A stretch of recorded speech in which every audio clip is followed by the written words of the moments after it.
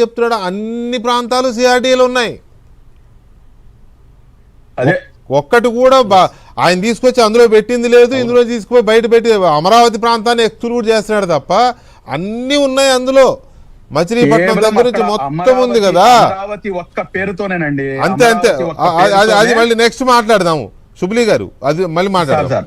Yeah Varaprasad గారు, ఉన్నదాన్నే మావిగా నన్ను పెట్టి ఎందుకు ఈ ఎత్తుగడలేస్తున్నాడు జగన్మోహన్ రెడ్డి గారు?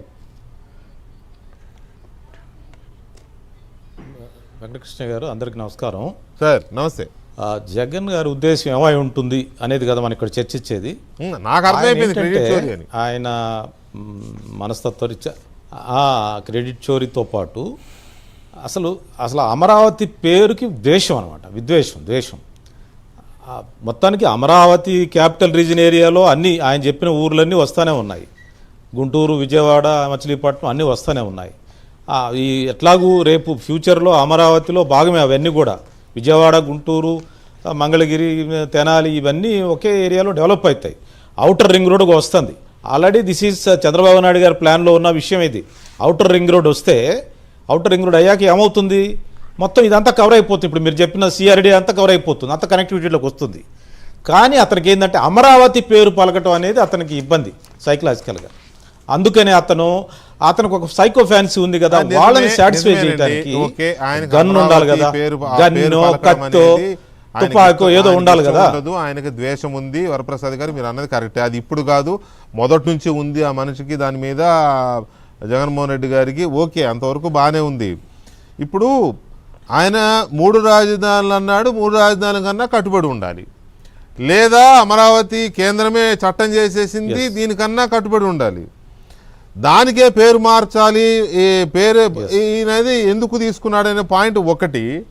తర్వాత ఇప్పుడు ఆ మావిగన్ అనే దాన్ని విపరీతంగా ఎలాగైనా సరే ఎస్టాబ్లిష్ చేయాలని తపస్సు చేస్తున్నాడు. నిన్నటి నుంచి ఫ్లెక్సీలు కూడా మొదలైనవి కదా, ఫ్లెక్సీలు, హోర్డింగులు అన్నీ మొదలైనాయి. ప్రభుత్వం ఎందుకు చూస్తూ ఊరుకుంటోంది? దిస్ ఈజ్ మై క్వశ్చన్ అండి. ఇప్పుడు కేంద్ర ప్రభుత్వం చట్టం చేసింది, రాష్ట్రపతి గారు గెజిట్ కూడా ఇచ్చేశారు, పార్లమెంట్లో చట్టమైంది. హోర్డింగ్స్, ఫ్లెక్సీలు పెడుతుంటే ప్రభుత్వం ఎందుకు చూస్తూ ఊరుకుంటోంది? ప్రజలు వెళ్ళి ఆపరు, ప్రజలు తీసేరాటిని మళ్ళీ గొడవలు అవుతాయి. పోలీసులు ప్రభుత్వం తీసేయాలి కదా, పెట్టిన వాళ్ళ మీద కేసులు పెట్టాలి కదా. కాదు అది వాళ్ళ విజ్ఞతకు వదిలేయాలి. ఎట్లా వదిలేస్తారు? అవకాశం ఎట్లా వదిలేస్తారు సార్? ప్రజల మధ్య విద్వేషాలను రెచ్చగొట్టే ప్రయత్నం అయితే విజ్ఞత ఎట్లా వదిలేస్తారు వరప్రసాద్ గారు? ఆ పాయింట్, విద్వేషాలు అనే పాయింట్ మీద కేసు పెట్టచ్చు, విద్వేషాల పాయింట్ మీద కేసు పెట్టచ్చు. That is the point. నేను అనేది ఏంటంటే అతన్ని రిజెక్ట్ చేస్తారు రేపు. ఇప్పుడు ఆయన ఉద్దేశం ఏంటంటే రేపు ఔటర్ రింగ్ రోడ్ వస్తే, ఔటర్ రింగ్ రోడ్ ఏందండి, ఇదంతా ఇదే కదండి. మచిలీపట్నం, విజయవాడ, తెనాలి అన్నీ కలిసిపోయేదే అమరావతిలో. It is part of Amaravati. Chandrababu గారి విజన్లో ఉంది ఇది. చంద్రబాబు గారి విజన్ డాక్యుమెంట్లో ఈ ఔటర్ రింగ్ రోడ్ ఇవన్నీ వస్తున్నాయి. అతనేంటి అమరావతి పేరు పలకటం ఇష్టం లేక ఈ విధంగా పలుకుతున్నాడు. ఇప్పుడు ఏముందండి, మచిలీపట్నం ఉందండి, మచిలీపట్నం పెద్ద పోర్ట్ వస్తుంది. మచిలీపట్నం పోర్ట్ ఎప్పుడో ఫ్రెంచ్ రేపు ఏం చేస్తాడు రాగానే, రేపు అది అది అదంతా పెద్ద వెల్త్ క్రియేట్ అవుతుంది స్టేట్కి. అది సహించలేడు అతను.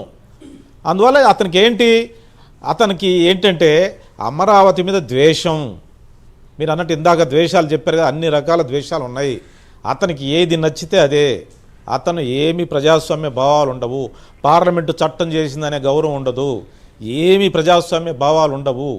అతను అనుకున్నది ఉండవు అని పోతే కాదు వరప్రసాద్ గారు. ఐఎమ్ సారీ టు సే, ఉండవు అని సర్ది పెట్టుకుంటూ పోతే ప్రజల మధ్య వచ్చే విభేదాలు, విద్వేషాలు, వీటికి ఎవడు సమాధానం చెప్పాలి? ఒక్క నిమిషం వరప్రసాద్ గారు, ఒక్క నిమిషం. భానుప్రకాష్ రెడ్డి గారు నమస్తే. కేంద్ర ప్రభుత్వం చట్టం చేసేసింది, పార్లమెంట్లో చర్చ జరిగింది, రాష్ట్రపతి గారు గెజిట్ ఇచ్చేశారు, అమరావతి రాజధాని అని చెప్పి డిసైడ్ అయిపోయిన తర్వాత కూడా అప్పుడేమో 3 రాజధానులని 3 ప్రాంతాల మధ్య విద్వేషాలు, ఇప్పుడేమో మావిగన్ అని 3 జిల్లాల మధ్య ఏదో చేయాలనే ప్రయత్నం. అసలు రాజధాని డిసైడ్ అయిన తర్వాత పార్లమెంట్లో రాష్ట్రపతి గారు కూడా డిసైడ్ అయిన తర్వాత కొత్త పేరు తీసుకొచ్చి ఫ్లెక్సీలు పెట్టి జనాన్ని రెచ్చగొట్టే ప్రయత్నాలు చేస్తూ ఉంటే ఎలా చూస్తూ ఊరుకుంటోంది ప్రభుత్వం? పోలీసులు ఎందుకు చూస్తూ ఊరుకుంటున్నారు? ఇది దీనికి కూటమి